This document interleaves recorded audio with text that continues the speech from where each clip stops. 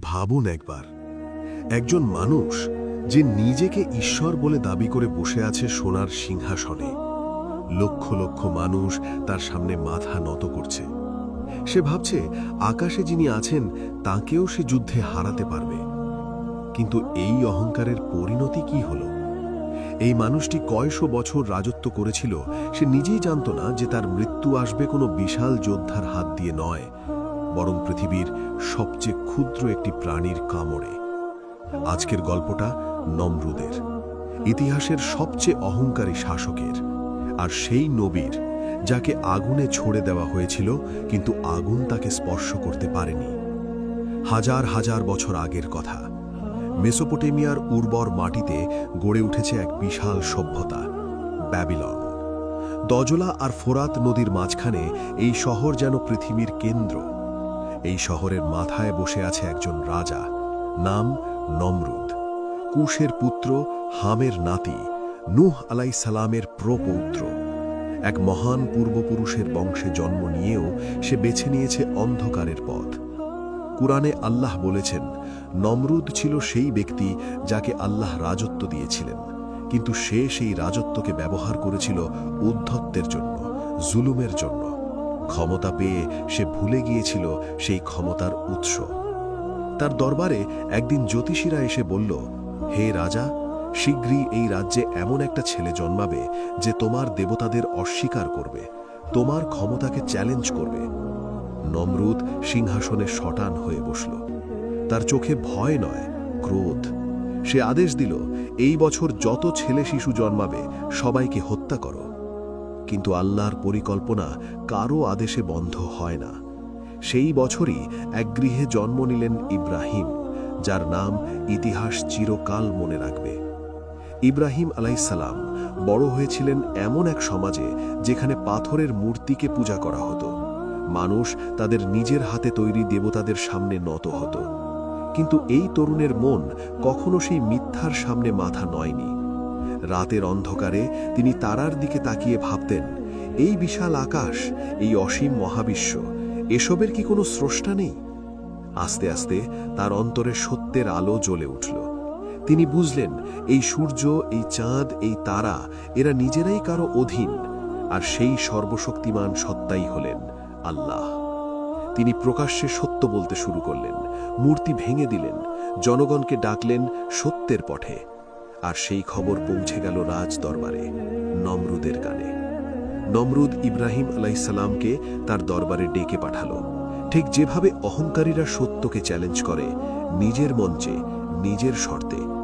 চারদিকে দরবারীরা, সোনার মুকুট মাথায় নমরুদ সিংহাসনে বসা, সামনে দাঁড়িয়ে এক তরুণ নবী, নিরস্ত্র কিন্তু নির্ভীক। নমরুদ প্রশ্ন ছুড়ল, তুমি কার উপাসনা করো?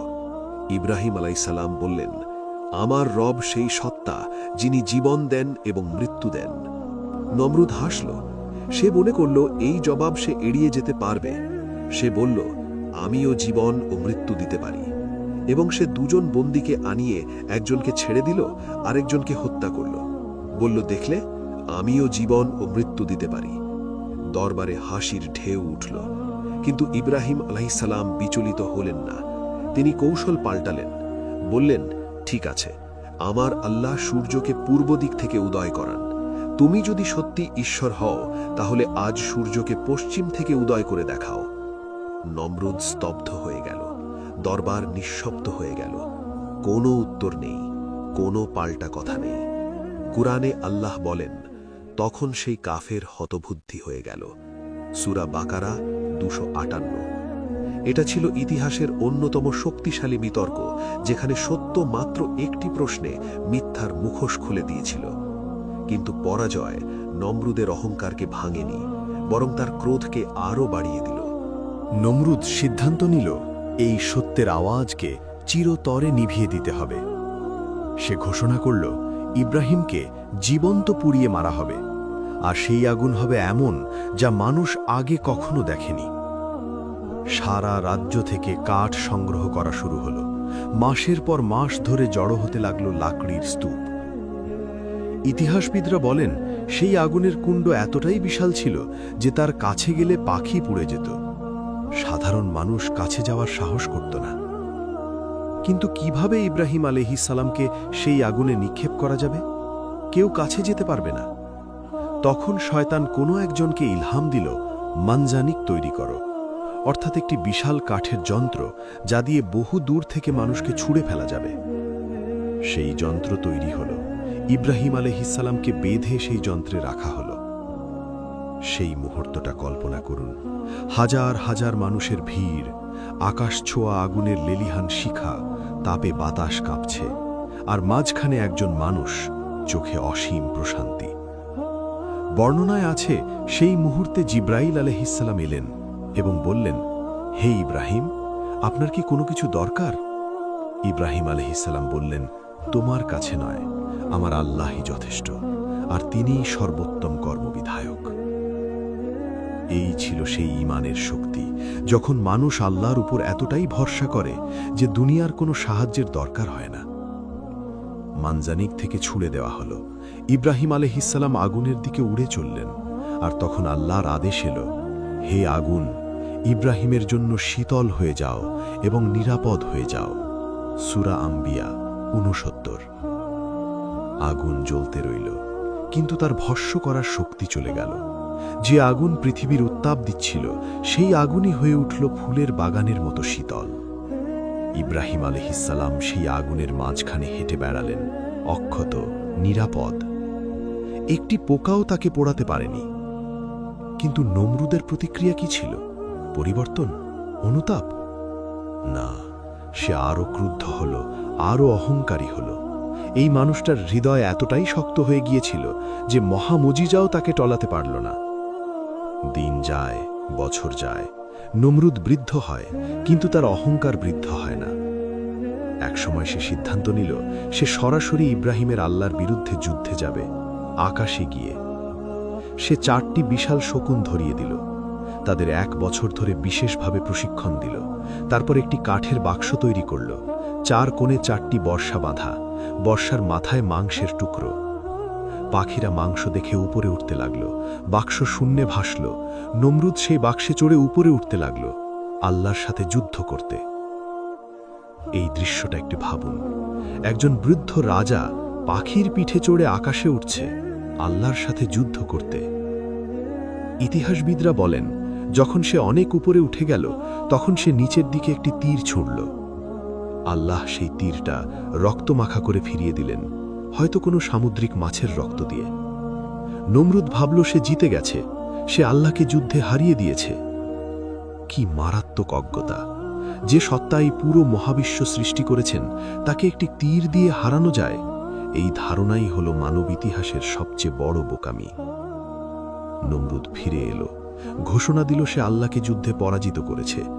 তার সেনাবাহিনী জয়ের উৎসব করল। কিন্তু আল্লাহর বিচার কখনো দেরি করে না। নমরুদ একটি বিশাল সেনাবাহিনী গঠন করল, লক্ষাধিক সৈন্য, অস্ত্রশস্ত্র, হাতি, ঘোড়া নিয়ে সে বেরিয়ে পড়ল।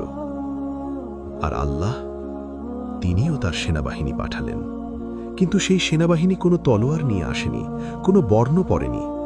তারা ছিল এতটাই ক্ষুদ্র যে খালি চোখে কষ্ট করে দেখতে হয়। মশা, লক্ষ লক্ষ মশা।